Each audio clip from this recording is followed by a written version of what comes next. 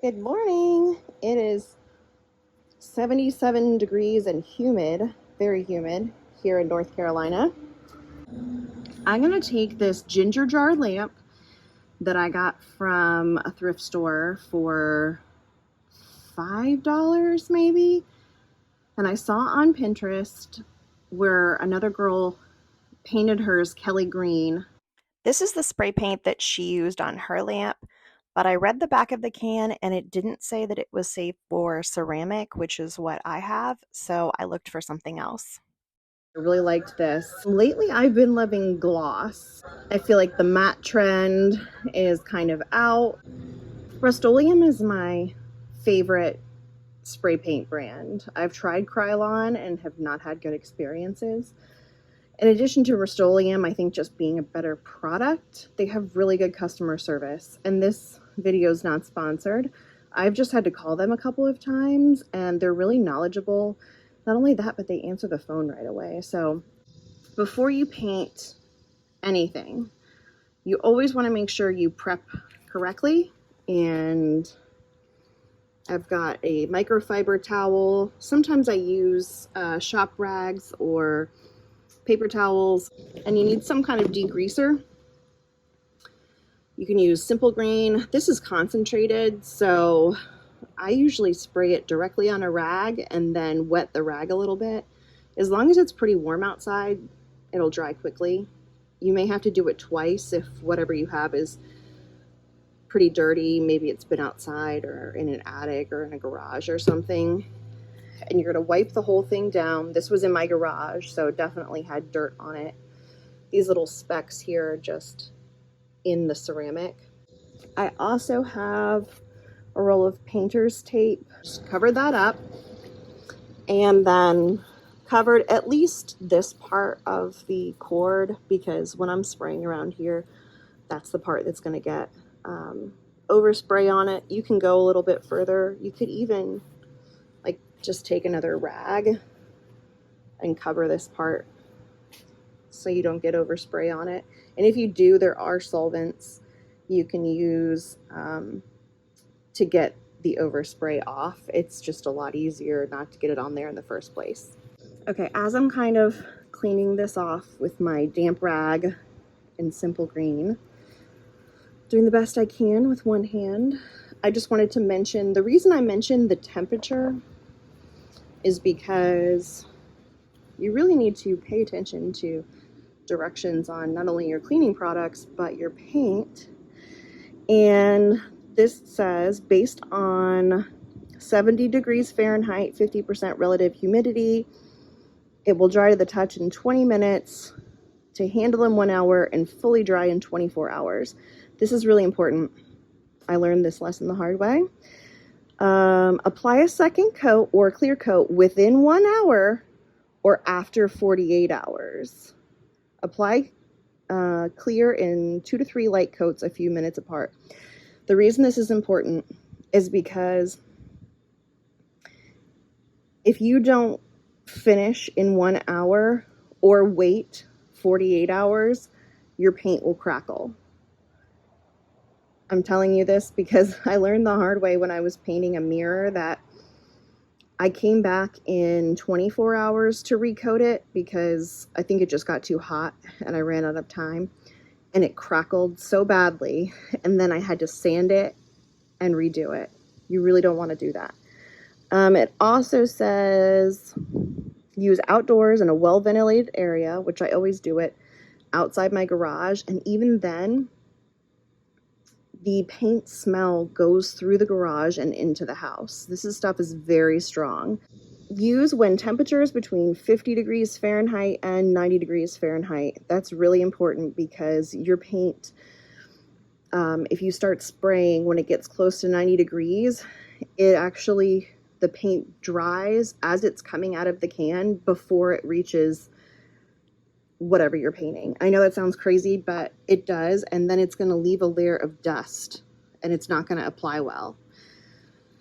I also try to do it on days when I don't have any wind, and today's a perfect day because it's not windy, so it's warm, but I know that I'm not going to lose a lot of paint to overspray. I know that sounds like there are a lot of constraints around what should be really simple with spray painting, but if you want your product to last, like if you're going to sell this or you just want it to last for several years and don't want it to chip and look bad, then just take the time ahead of time to do things the right way and you'll be happy. I'm going to go with this gray universal bonding primer. Bonds to any surface, firmly bonds top coat to difficult surfaces. And I would consider ceramic a difficult surface. Now you'll notice that this says it's paint and primer, but in this instance, I would really recommend using an additional primer. Even this product says priming. Use of American Accent's 2X Ultra Cover Primer provides superior adhesion and hiding and is especially recommended for bare wood and metal. So even this recommends that in some cases you use an additional primer. If it's dusty outside or anything, or your surface that you're painting on is a little bit dusty, go ahead and shake that off, because what I also learned the hard way is the air that comes out when you spray can sometimes blow the dust that's on your painting surface onto your project. And it's very important that you shake your pan vigorously for about 30 seconds to a minute before you start spraying. I decided to put a box on top of my painting surface so that it's just easier for me to go around. It's more at my height. And if you have back problems, you should probably even put this up on a folding table. All right, here we go. You also want to keep shaking as you're going. I'm doing very light coats, spraying a steady back and forth motion, slightly overlapping each stroke. Hold can 10 to 16 inches from surface. I always tend to hold mine a little bit closer than that, but here's about how far I am. So I guess that, yeah, that is about 10 inches.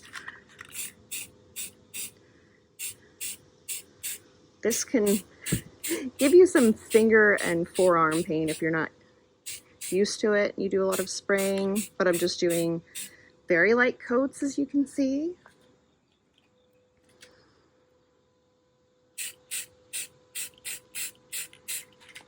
Trying to get up under the curves. Oops.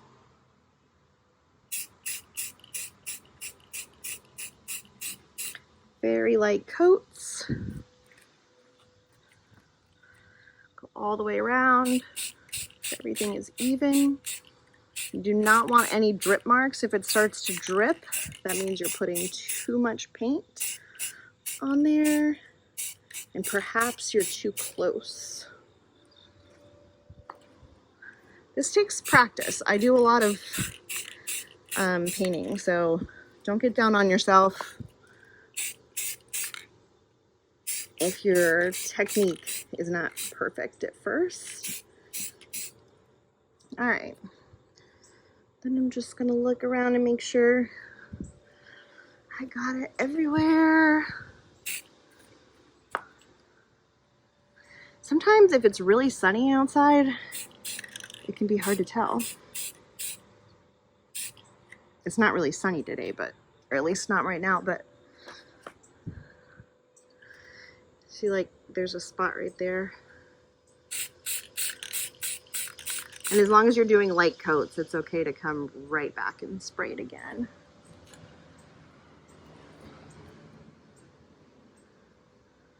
That's good. You see how it's not glossy anymore? Or at least it's not as glossy as it was. Oh, I see another spot right there. I mean, you don't have to get full coverage when you're using a primer, but you do want to try to hit every area. All right, so now we're done with the priming. Only been a couple of minutes. In this weather, the primer is drying pretty quickly. It's not really shiny.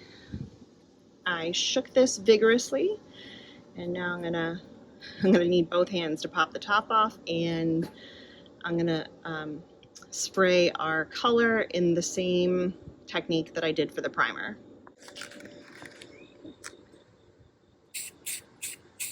Ooh, it's gonna be so pretty.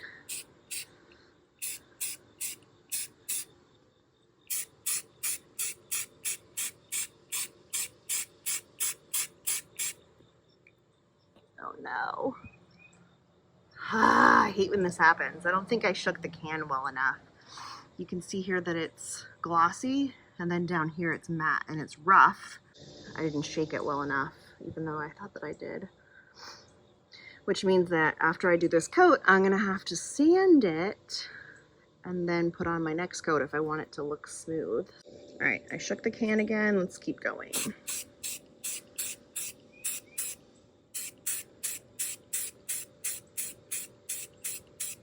All right, since I want to fix this, it's okay to recoat, but it's not going to be dry enough for me to sand it right now.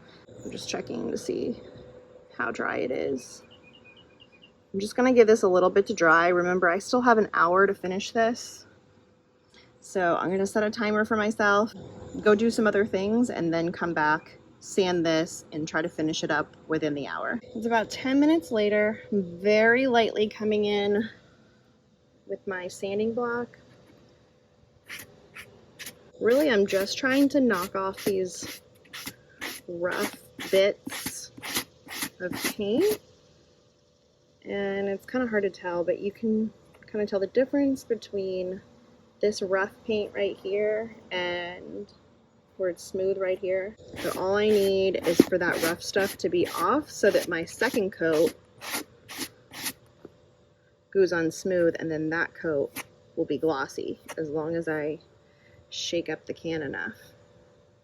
Also, if you want to get the best finish you can, sanding between coats is what's gonna do that. So I don't know what this is, maybe just a little fleck of paint. I'm just very lightly sanding. You don't want to sand so much that you go through to the primer and you can see the first color again.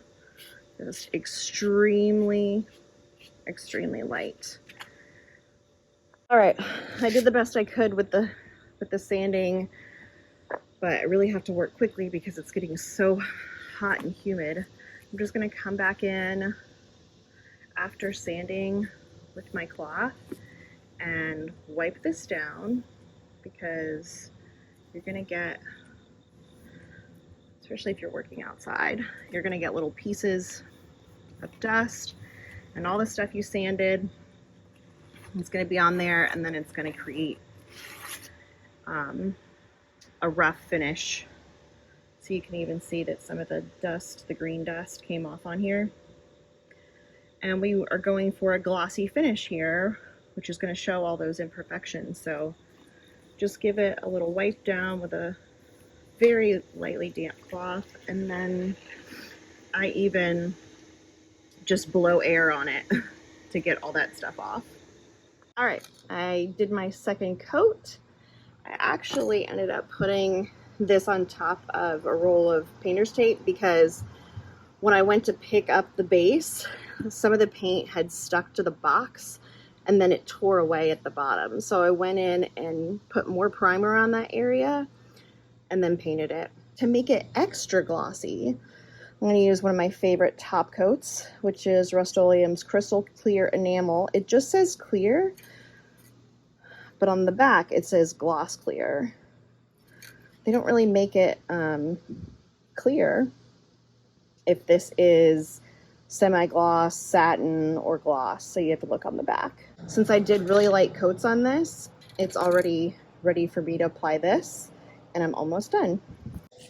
All right, I gave this guy a really good shake for about a minute. Now I'm gonna come in with my gloss in the same way that I did the others.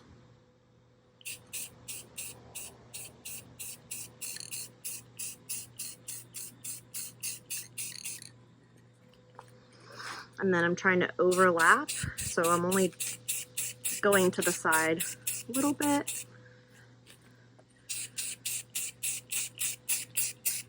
Think of it as like a pie. You're going around in just little slices, more like 8 slices instead of 4. Some people keep their finger on the trigger and go around that way, but for me, I find I sometimes spray too much when I do that. So I just do these little sprays.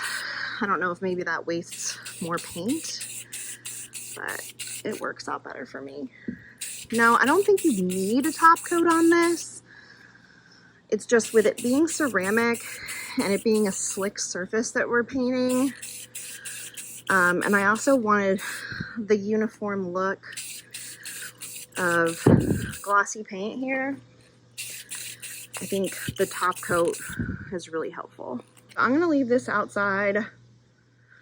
Actually, since I'm right under a tree and it's fall, we have all these little things dropping. I don't want to ruin all my hard work, so I'm gonna grab it by the top and put this inside the garage and then close the door, and it'll make the house a little bit smelly, but then I don't have to worry about any bug. It seems like bugs are always attracted to spray paint and then they get stuck in the paint. So I'm gonna put this inside to keep it safe. Hi, it's been a couple weeks since I spray painted this ginger jar lamp, and I just wanted to update you on how it's holding up. So I haven't really used it because, to be honest, I realized after I painted it that this whole unit needs to be replaced, and that's not difficult. I just haven't done it yet.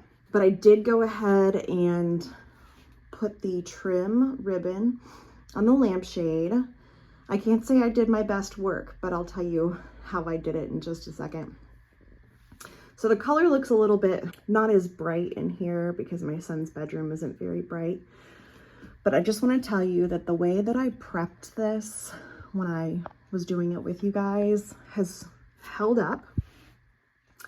It's several weeks later and I left it to dry in the house, and it's hard as a rock. I mean, I haven't deliberately tried to scrape it, but the finish is great. So I think you'll be good if you follow the same steps that I did. As for the trim on the lampshade, the only reason that I even did that was because I thrifted this lampshade, and for some reason the edges of it, where it already had an edge the same color as the shade, you could like see where glue had seeped through. And I thought it was otherwise a really pretty shade. I mean, a lampshade like that would probably be around $20 if you were to buy it new. So I got this ribbon off of Etsy. I can link it in the description, even though I don't, it's vintage ribbon, so there's only so much of it. And I don't want you guys to buy it all, but I'll let you know where I got it.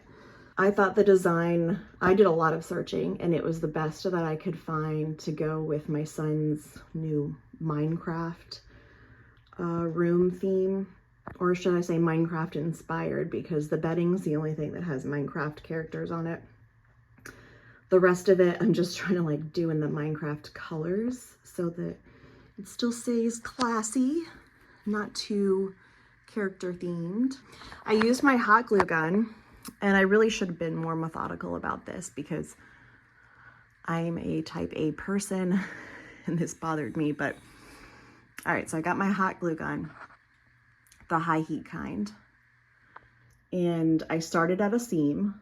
You can see there's a seam here. So there's already going to be a bump, and I'm going to make an additional bump because I took the fabric, folded it over a little bit, glued it together, and then folded it under again and glued this. And then I just went through and did like dots in the middle, like a dot every inch. And then I put my dot down, press the ribbon, go again, and just go all the way around and do that.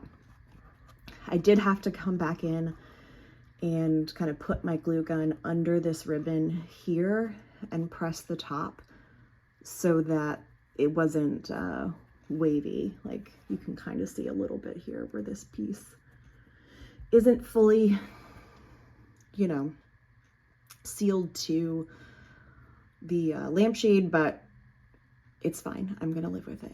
Here you could see there was a bigger bump from the old trim, and I thought about removing it, but then I didn't want to regret it because sometimes I can just make things worse. And you could see where the old glue was coming through. So, and here I kind of messed up. So there's hot glue there. But this is the back side of the shade. I really should have pressed more gently with this particular ribbon because it's woven, so it can kind of stretch. And here I didn't get the edges like perfect. Let me find an example of the stretching. Here's a good example. Like, you just have to be really careful. And then here you see how it kind of waves. That's because I didn't stay consistent with bringing the ribbon all the way to the edge. And then, so it kind of made it wave there. I'll show you the other lampshade that I did with the same ribbon. So this is only the second time I've ever done this in my life, putting ribbon on a lampshade. And I think I did an okay job. I know that I could have taken my time with it more. Ultimately, I think this is a great project. Let me know how it goes if you guys try it. Let me know in the comments. Thanks.